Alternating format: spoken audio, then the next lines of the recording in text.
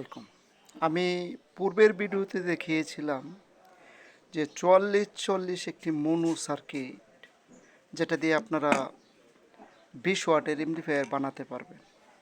কিন্তু তার চাইতে একটু ভালো মানের এবং বেশি ওয়াটের যদি কোনো এমপ্লিফায়ার আপনারা বানাতে চান তাহলে আপনারা এখানে ৭২-৯৭ এই সার্কিটটি ব্যবহার করতে পারেন।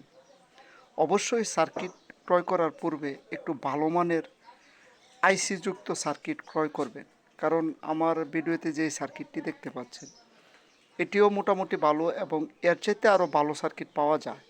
তো আপনারা যারা 15+15 ওয়ার্ডের সর্বমোট 30 ওয়ার্ডের একটি স্টেরিও এমপ্লিফায়ার বানাতে চাচ্ছেন তারা এই ৭২-৯৭ আইসিটি ব্যবহার করতে পারেন, কারণ এটি রেটের দিক দিয়ে এবং অনেক সাশ্রয় এবং অল্প বাজেটের মধ্যে আপনাদের এমপ্লিফায়ারটি কমপ্লিট হয়ে যাবে। আশা করি সবাই ভালো আছেন এবং এরকম ভিডিও পেতে চ্যানেলটি সাবস্ক্রাইব করে রাখতে পারেন।